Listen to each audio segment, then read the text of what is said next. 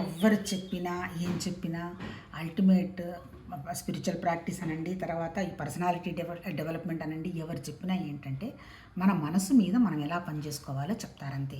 ఇప్పటి వరకు ఏం చెప్తున్నాము? మనసు చెప్పినట్టు మనం వింటున్నాము, శరీరం చెప్పినట్టు మనం వింటున్నాము అంతే కదా. శరీరం అంటే ఏముంది, మళ్ళీ మనసు చెప్పినట్టే శరీరం వింటుంది. ఇప్పుడు మనం చేయాల్సింది ఏంటి? మనం చెప్పినట్టు మనసు వినేట్టుగా చేసుకోవాలి. ఎట్లా చేసుకోగలుగుతాం మనసు వింటేది? మనకేంటి, మన సెకండ్ నేచర్ ఏంటి? ఎక్కడ చూసినా సరే నేర్చుకుందాము అనేటువంటి విషయం కంటే కూడా ఇవాల్యుయేషనే ఎక్కువ. అంతే కదా. ఎక్కడికన్నా పోతాము, ఎవరి దగ్గరైనా ఏదైనా చెప్పారు, విన్నారు, అది మనకి ఎలా అప్లై అవుతుంది అనేటువంటి విషయాన్ని గ్రహించుకొని దాన్ని ప్రాక్టీస్కి తెచ్చుకుంటారు కొద్దిగా గొప్ప తెలివైన వాళ్ళు. 100కి 90 మంది అట్లా ఏం ఉండరు. వీళ్ళు ఏం చేస్తారు, అక్కడికి వెళ్ళిన తర్వాత ఏం చేస్తారంటే అంతకుముందు వాళ్ళకి తెలిసిన విషయాన్ని ఇప్పుడు ప్రస్తుతం ఉన్నటువంటి విషయంతో పోల్చుకుంటారు. పోల్చుకోవటాన్ని ఏమంటాము మనము? ఇవాల్యుయేషన్ అంటారు. ఒక్కసారి మనం ఏ విషయాన్నైనా సరే ఇవాల్యుయేషన్ చేసటం మొదలుపెట్టిన తర్వాత మనం ఎక్స్పీరియన్స్ చేయడం పోతాం. నాట్ ఓన్లీ అక్కడే కాదు, ఈవెన్ మన ఇంట్లో ఫ్యామిలీ మెంబర్స్, మన రిలేషన్స్, ఎక్కడ కూడా అంతే. ఎవరైనా ఏదైనా చెప్పారు, అది మనకు ఉపయోగం అవుతుంది, మనం ఆచరణకు పెట్టుకోవాలి. ఉపయోగం పడదు, మనం ఆచరణ వదిలేసుకోవాలి తప్ప ఇవాల్యుయేషన్ చేయకూడదు. అంటే ఏంటి, వాళ్ళకేదో తెలియదు, వాళ్ళు చేస్తుంది కరెక్ట్ కాదు, నేను చేస్తుంది కరెక్టు, నేను చాలా సంతృప్తి ఉన్నాను అంటే ఏంటి, అక్కడ కనపడుతున్నది నీ అహంకారం. నువ్వేంటి చేసేది? నీ తుమ్మును నువ్వు ఆపలేవు, అంతే కదా.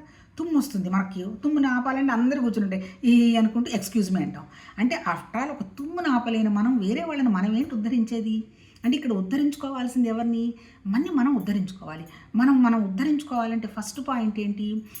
ఇవాల్యుయేషన్ చేయడం మానేయాలి. ఎక్కడైనా సరే నేర్చుకునే అవకాశం ఉందా అనేటువంటి విషయమే గ్రహణలో ఉండాలి. ఒక్కసారి ఆ నేర్చుకోవటం అనేటువంటి విషయం అర్థమైన తర్వాత అవతల వాళ్ళకు వచ్చు, వాళ్ళకి రాదు అనేటువంటి విషయం వదిలిపెట్టేస్తారు. అంటే ఏంటి, అన్ని పనులు సహజంగా జరిగిపోతున్నాయి అంతే. మధ్యలో మనం ఒక ఇన్స్ట్రుమెంట్ లాగా ఉన్నాము. ఆ తర్వాత ఏంటి, కాకపోతే ఏంటి, ప్రతిదీ లాభ నష్టాలని. అక్కడికి పోయినాను, నేను ఆ పని చేశాను, విపరీతమైన ఆనందం వచ్చింది. ఈ ఆనందం కూడా స్వార్థమే, అహమే. ఆనందం నీకు పర్మనెంట్గా ఉంటుందా? 24 గంటలు ఉండదు, ఒక్క సెకను. మరి ఆ ఒక్క సెకండ్ కోసం నాకు ఆనందం అనేటువంటి ఆహానికి సంబంధించిన పుణ్యాన్నో పాపాన్నో నెత్తి మీద వేసుకోవటం ఎందుకు? మళ్ళీ ఉన్న బరువులకు బరువుగాక మళ్ళీ ఆధ్యాత్మికంగా నేనున్నాను, నేనేదో సంఘానికి సేవ చేస్తున్నాను అనేది ఇంకొక అదనపు బరువు. మనం చేయాల్సింది ఏంది? ఇక్కడికి వచ్చింది మనం ఈ బరువులన్నీ తొలగించుకుంటూ లైట్గా ఉంటూ, నాదేం లేదయ్యా బాబు, వచ్చింది రా, డెత్ వచ్చింది రా, చూద్దాం ఎట్లుందో పోదాము, నాకు ఇక్కడేం రెస్పాన్సిబిలిటీస్ లేవు, అవసరం లేదు, హ్యాపీ బాయ్ బాయ్ అని చెప్పేసి పోగలిగినంత లైట్నెస్ బాడీకి మనసుకు తెచ్చుకోవాలి.